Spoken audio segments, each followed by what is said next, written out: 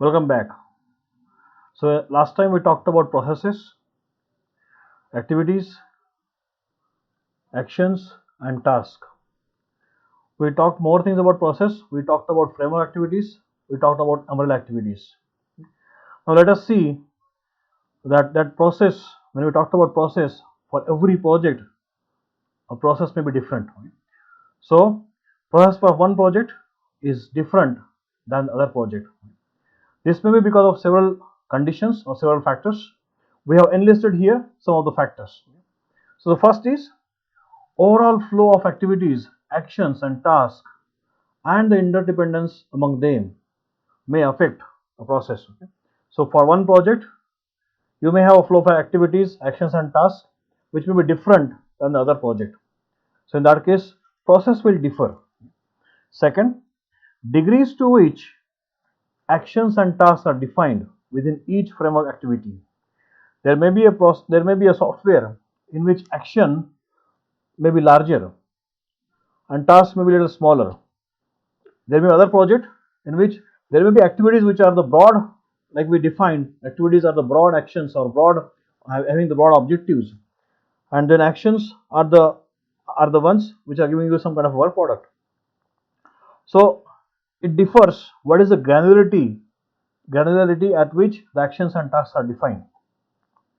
Then degree to which work products are identified and required. So this may be from the customer side or from the organization side. They need to identify what is the quality of the work product, what are the details that are expected in the work product. So what is identified and required and the degree to which this is identified will again affect the processes. Manner in which quality assurance, project tracking and control activities are applied. This is umbrella activity. So we have mentioned this is the first umbrella activity in that case. So how these things are applied within each of these activities, framework activities. So the manner in which they are applied will also affect the processes. Overall degree of detail and rigor with which the process is described. So the efforts taken to plan, to do communication, to design, to implement, to test, to maintain, for all these things, how they are being, what kind of say efforts are being taken for describing these things will also affect the development process or the process for one project. The degree to which the customer and other stakeholders are involved with the project. That's your communication activity that will define how much your customer is involved in your project.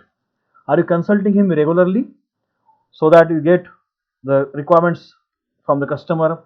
Then you validate the requirements from the customer.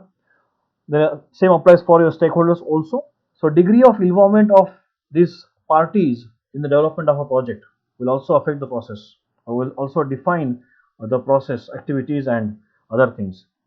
Level of autonomy given to the software team is also very much important.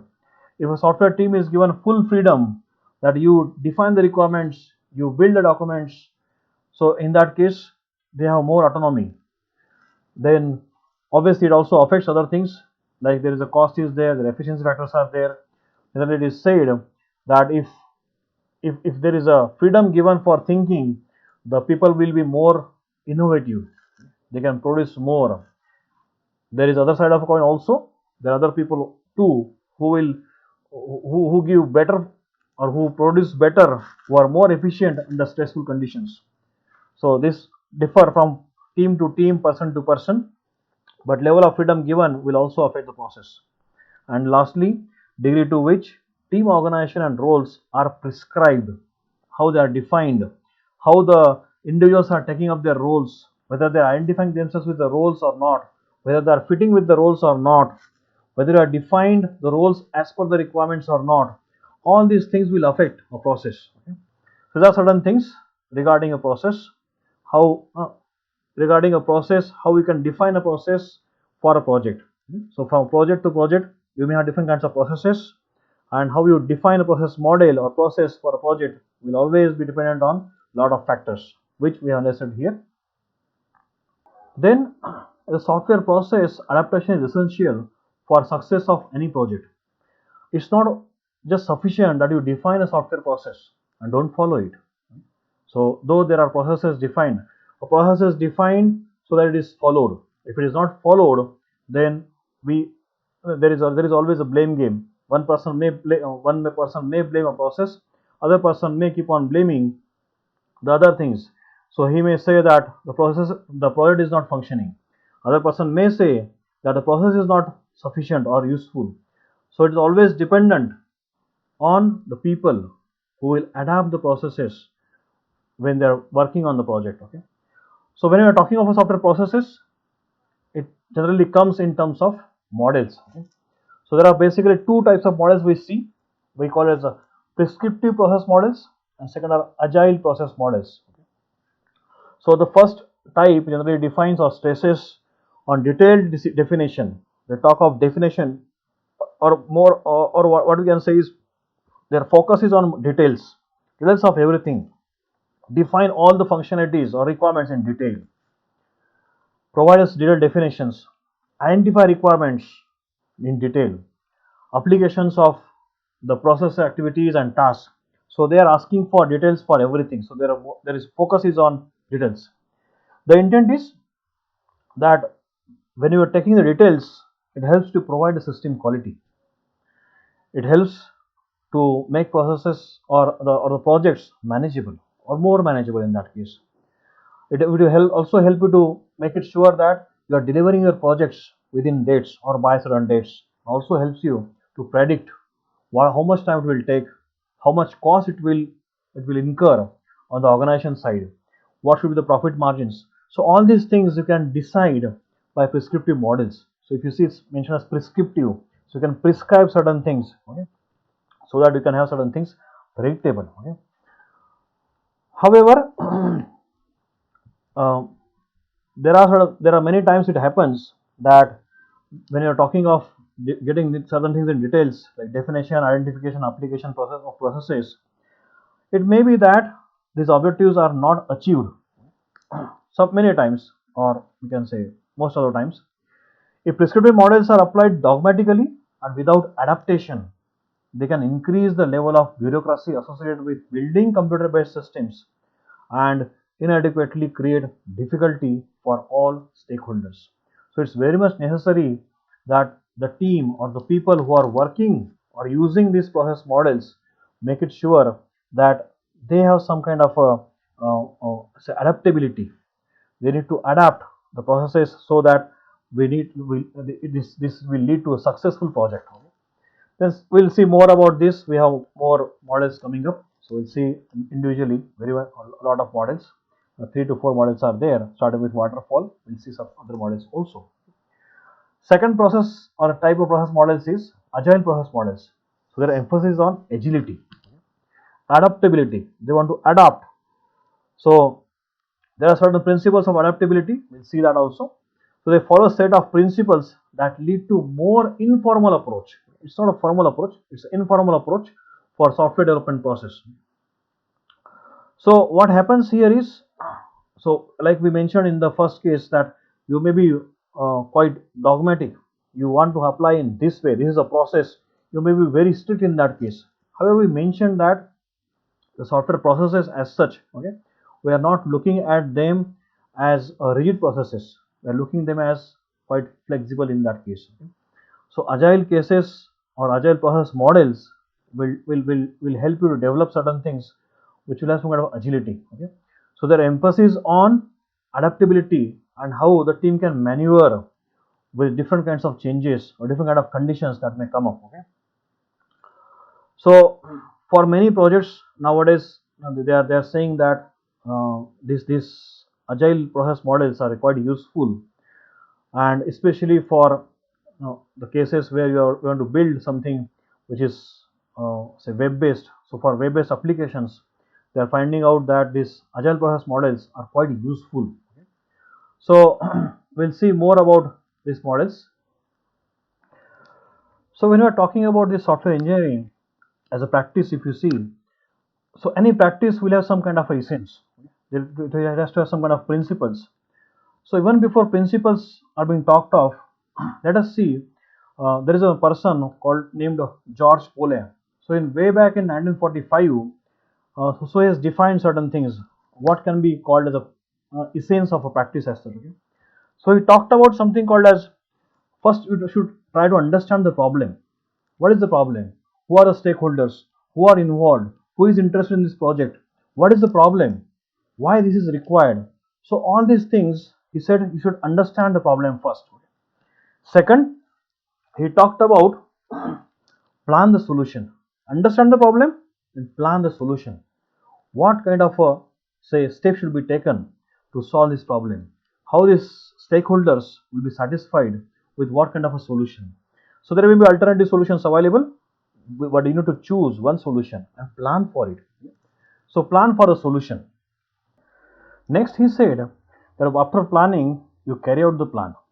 So whatever activities are there that you have planned, carry those activities step by step so that I can reach to the final thing. And then after carrying out those things, examine the results for may say accuracy or other things. So you can set some parameters and examine those results. Same principles which this George Pole has given in 1945 are applicable to software engineering also, or software engineering practices too. So when you say the first step is there, is understand the problem. We're trying to communicate, establish communication with all stakeholders. Whether it's a customer, whether it's your management. We establish communication with them, do the analysis, then go for the next step. Plan the solution. That's where you do modeling. You do designing, you do modeling, create models, create designs. That's once they are ready, then you can go for next thing. That is execute the plan. So execute the plan means you do coding, generate the codes, generate milestones, okay, generate documents. So that will be performed in third step. And the last, when you talk of examining for the accuracy, that's where we perform testing. Right? We'll test the software, we'll test the code, we'll test for the requirements, and obviously we'll look for quality assurance activities. Okay? So these are the general principles or general things about say practices. Practices we can say should be followed, which are followed in the software engineering too, which exist in otherwise also, or other for other systems too. However, for software engineering, 7 principles are specifically identified. Okay? For the 7 principles of software engineering. Okay? So first in that is the reason it all exists. So this principle talks about why the software is need to be built, what customer is looking for. Because customer is asking for some kind of a value. So the reason all exists, why software exists, is we're looking for what is the value of this software to its users. So one is to make all the decisions with this principle in mind, that I need to provide something to the customer which customer values. Or customer is going to pay you something for using those softwares, or you are looking for some customer base. So in that case, you are having in this mind that this thing in mind that there is some value of this software to my customers. Okay.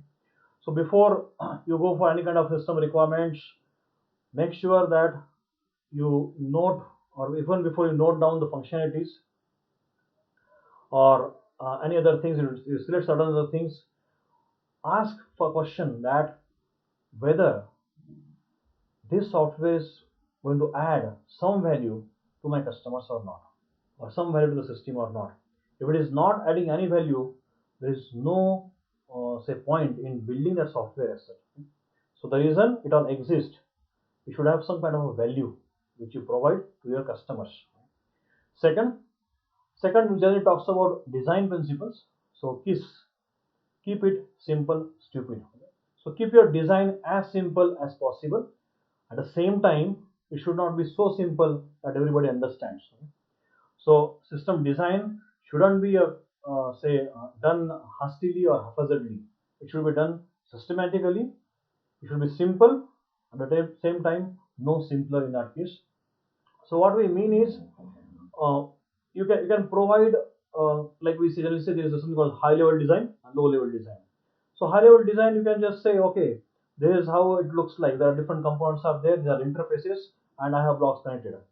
However, when you go for the internal things, how the software will look internally, so internal features, so they needs to be added. You cannot just say, okay, these are implicit, they will be present, let's not include them. No, Just for the sake of simplicity, don't discard the simple functionalities. Implicit functionalities need to be defined explicitly. Okay? So that's the meaning we are saying. Keep it simple, at the same time, no simpler. Add all, as much as possible, all the details in the design. Okay? Next is, we say, maintain the vision. Okay? So vision is very important for any activity, as for any planning also. When you say, so we are planning something, your vision of accomplishing that plan. So here also, when you're planning, when you say you're having a vision, so maintain the vision that uh, that is very much necessary for success of a project. So a clear vision is required.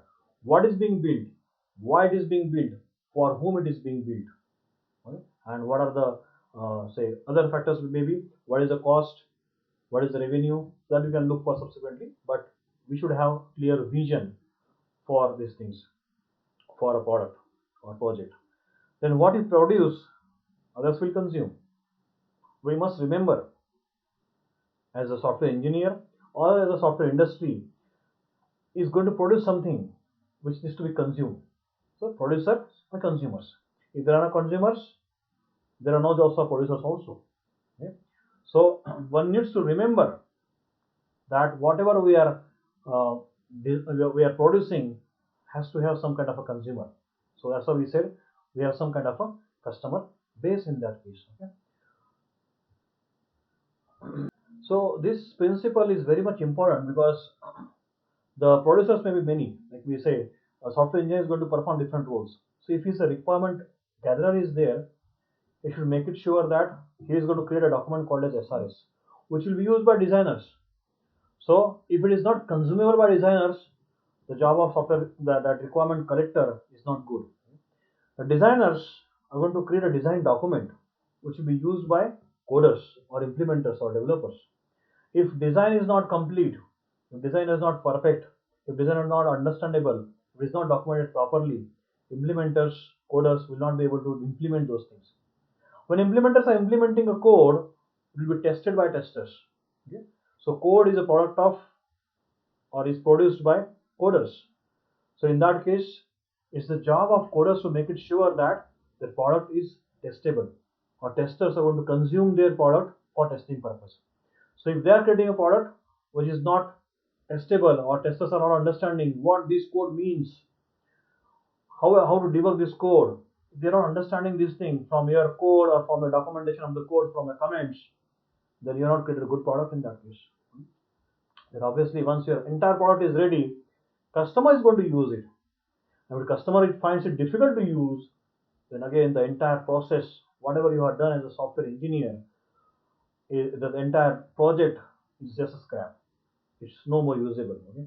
So one needs to make it sure that software which is being built is usable, and within the software development process, when you're developing a software process, so we are saying that as a different roles are there: requirement gatherer, designer, coder, tester.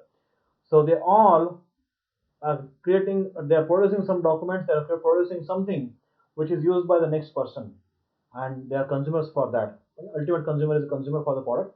But within the process development also, within the software development process, all these also are producers. They're going to produce certain things which will be consumed subsequently.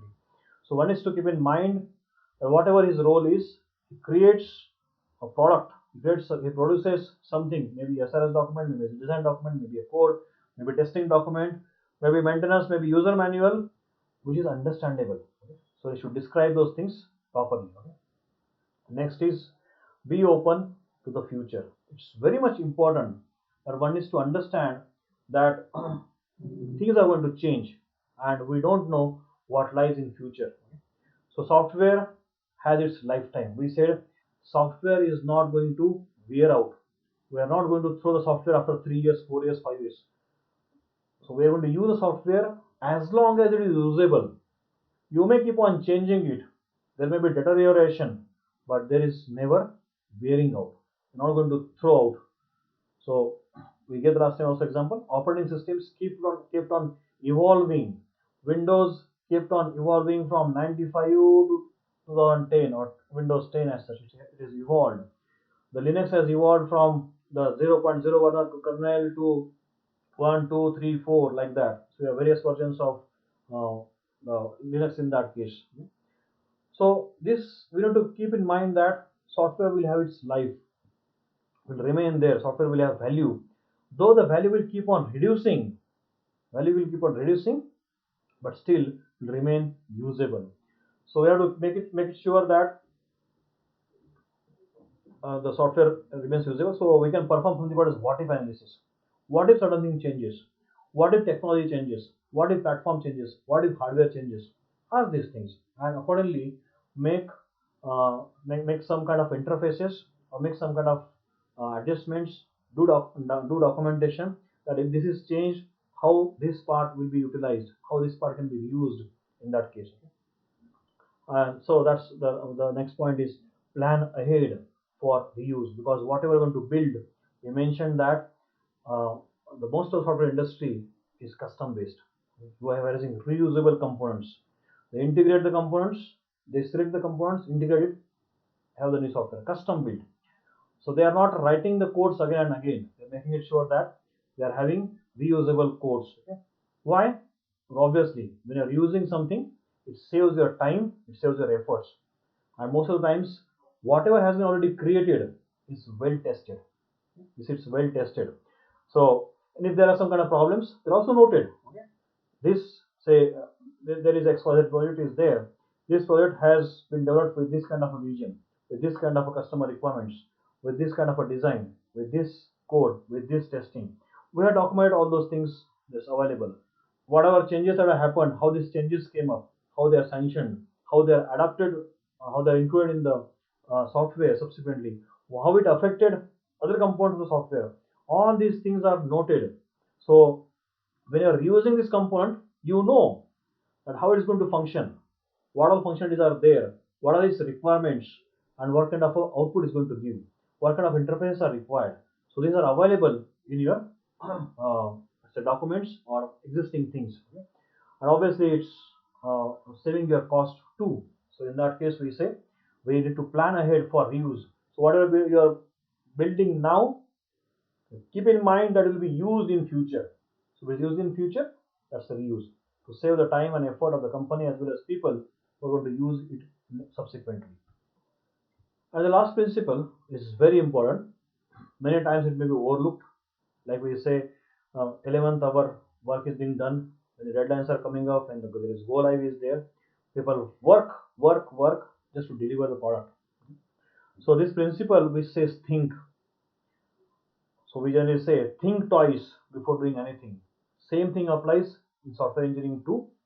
Placing clear, complete thought before action almost always produce better results.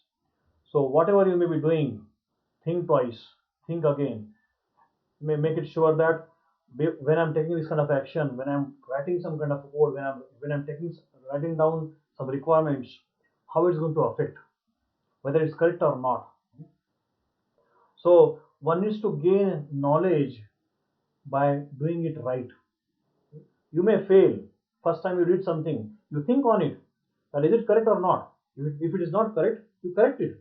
So you have gained the knowledge. You might have done redone it, but it has saved the time in future.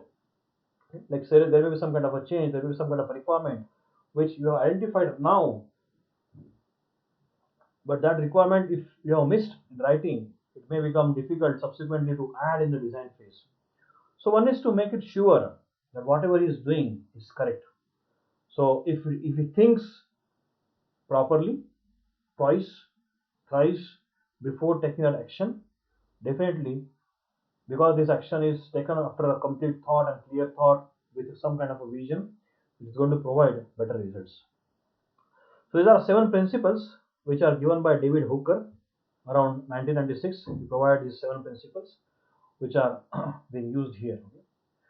Now, after seeing these 7 principles, we'll move ahead and see some software myths. This is very important that there are many myths that people talk about softwares and other things. And we mentioned that software is it's developed or it's engineered, it's not manufactured. We have given some kind of assumptions. Even principles, when we mention the principles, what are principles? Principles are nothing but they are some kind of assumptions. There are some kind of assumptions or underlying laws which we say that or which may be required in a system. So we say there is some kind of a system is there. So we say there are some principles underlying for this kind of software engineering practices. So the 7 principles we just saw are nothing but underlying laws which will govern the development of a software. So in like myths are always there with different kinds of things or always present. We have some myths about software too. So the first myth that is there, you can also read along with me when I'm reading.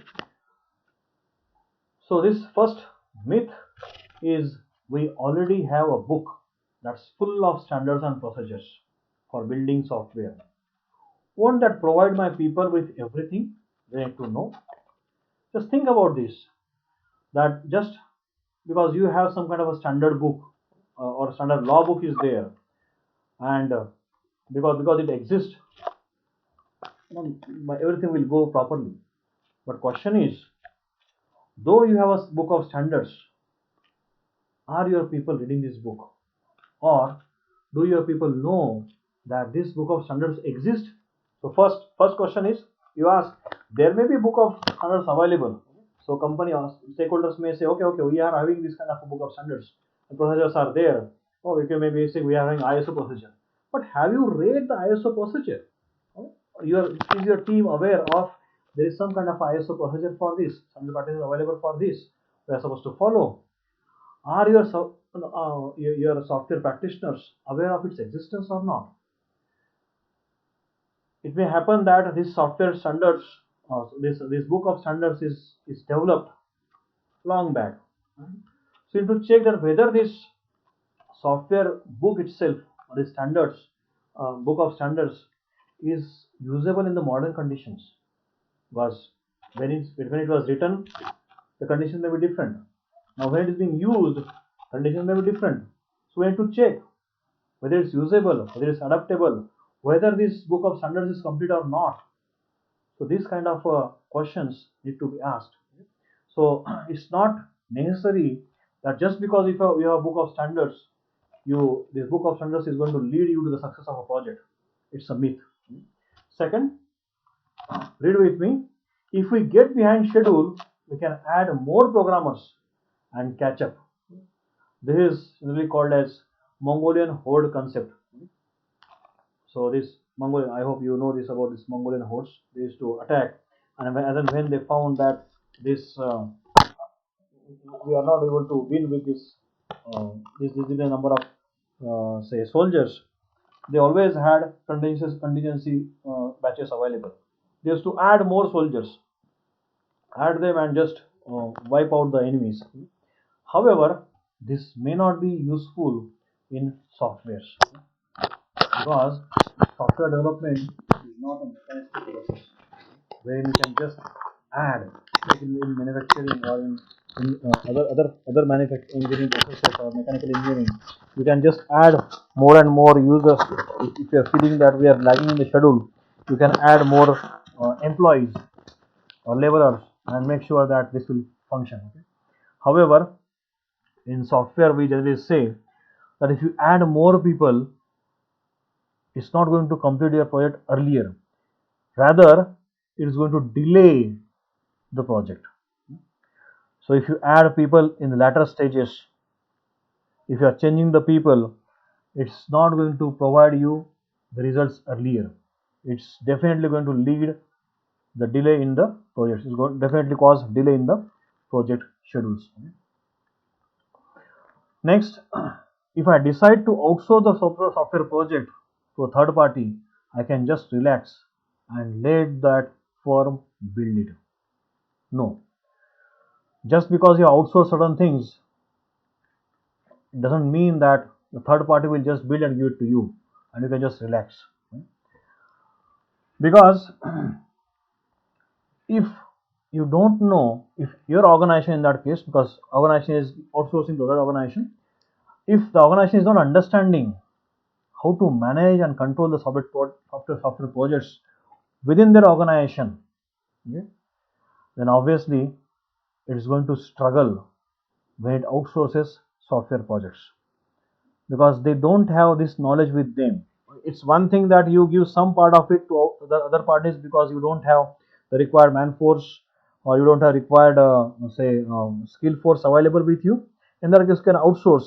But once you get that product, whatever outsource things are given, once you get those results, you need to make it sure that you integrate that with your system, see how it is functioning, check those things. So outsourcing is not going to solve the entire your problem in that case.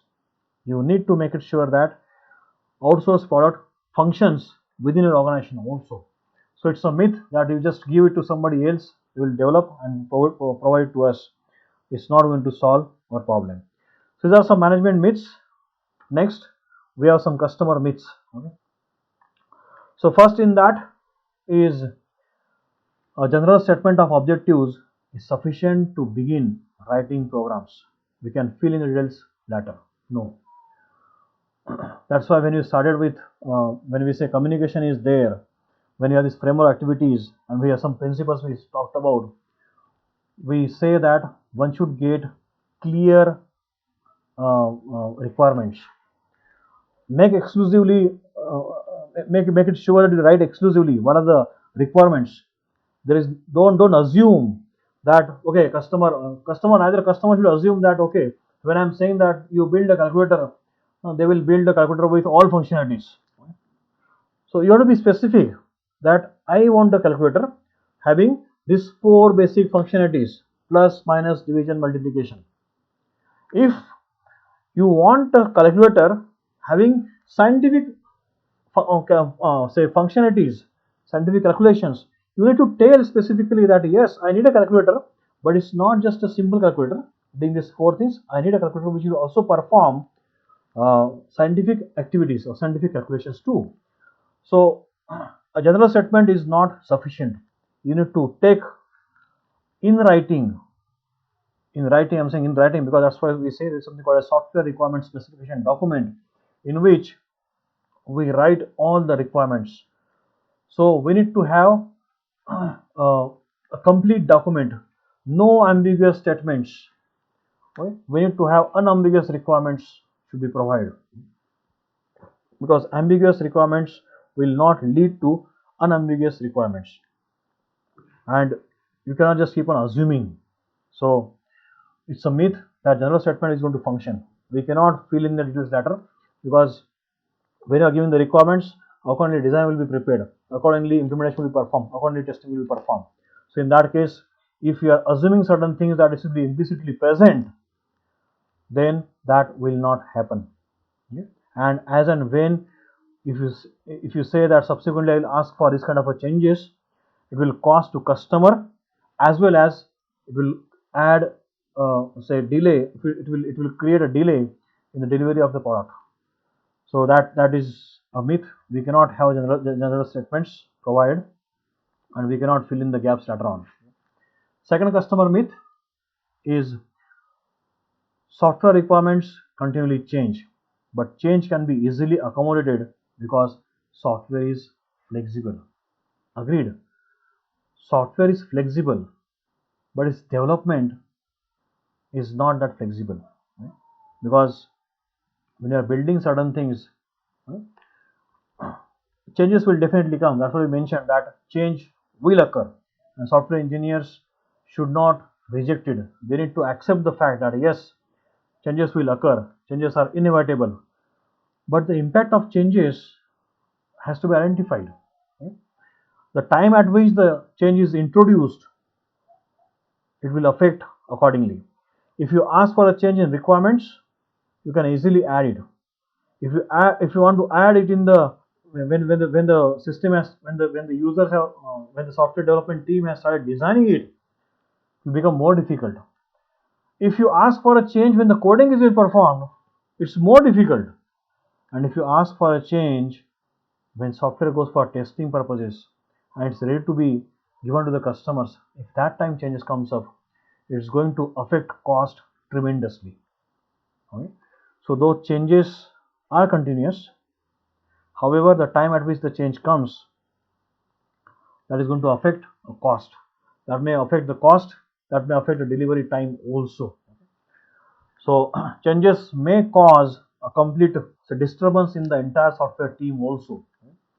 So to avoid those things, we can always have a clear statements, clear objectives, complete requirements should be provided so that this kind of a disturbances will not occur. Because as soon as you ask for a changes, there may be requirements for additional time, additional resources, more design changes, design modification, coding changes, test case changes. So all these changes will be there. So make it sure that these things are done in the earlier stages. So customer myths, this kind of customer myths should not be taken into consideration, or should be taken into consideration rather, that general statement is not sufficient. Ask the customer, give more details, give more details, give more details, and if for any kind of changes, make it sure that all these changes are uh, coming in the earlier stages. That's why you should have continuous communication with your users or customers. Keep an eye on the say market, what market is looking for, what customers are looking for. If there are changes coming up, you are seeing the changes immediately at that point of itself.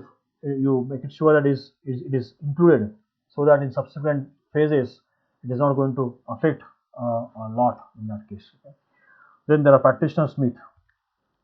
These are specifically software engineers who are building the software, who are designing the softwares. Okay? So once we write the program and get it to work, our job is done. So programmer may think like this: I just write a program, my program is executing, my job is done. However, it may be a myth, because whenever we are saying that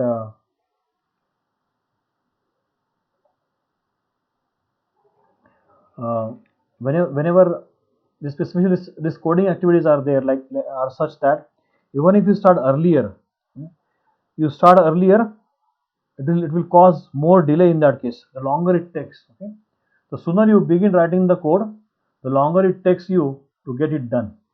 Okay? Because you write the code for some time and you know that there is something to be done, something is to be done. You keep on adding those things. You will keep on adding those things. Okay? So it is say data collected that is available with the industry, software industry. It says that between 60 to 80% of all effort expended on software will be expended after it is delivered to the customer for the first time. So you write the program. So it's a proof of concept. You give this first module to the customer. Customer is going to give you lot of comments, lot of feedback on the first product. So it's not that once you write the program, it's done. Customer will give feedbacks, and again then you have to adapt those changes, make those changes, make sure that the customer is satisfied. Then until I get the program running, I have no way of assessing the quality. So it's again a myth, because uh,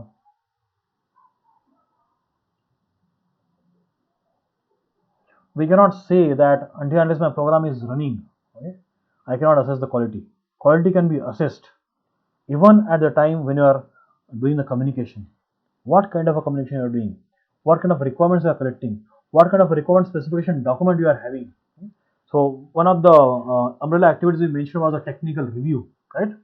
So there we mentioned that technical review will be done for various activities. Starting from communication, you can do the technical review. What kind of a SRS document has been provided or created? You can just check that thing. Right? So it's not that you have to first run the program and then do the quality assurance activities. No, you can check for the qualities in the requirement specification document also. You can check for the quality in the design itself. You can check for the quality for testing also. So you can identify as and when you can test for the quality. It's not necessary that you run the program and then you test for the quality. Next, the only deliverable work product for a successful project is the working program. Right? So this generally, when we are having exams, we say that if your program is not executing, it's difficult for us to pass. So we require a working program. We require a deliverable product. We say. Okay? So it's not that only deliverable work product for a project is a working program. Working program is one of the part of software configuration that includes many other elements also. So there may be a variety of work products. It's not only the working program, like we mentioned. It may be a requirement specification document. It may be a model. There may be other documents, maybe plans. Okay? So all these things are also important, not only working program, because these other products are also going to support. That's why when we mention activities, we mentioned activities are going to provide you a uh, major deliverables in that case. So deliverable is not just a working program; it can be a document also. Okay? Next, software engineering will make us create voluminous and unnecessary documentation and will invariably slow us down. Okay? So we defined the software as such. We defined software when we said it is set of instructions, then is data structures, and it's about documentation or descriptions. Okay? So one may say that if you keep on writing comments for everything, if you keep on writing descriptions for every function, every say variable, other things, it's going to delay. It's going to slow down the say implementation of the software. It may not be the case because software engineering is not just about creating documents.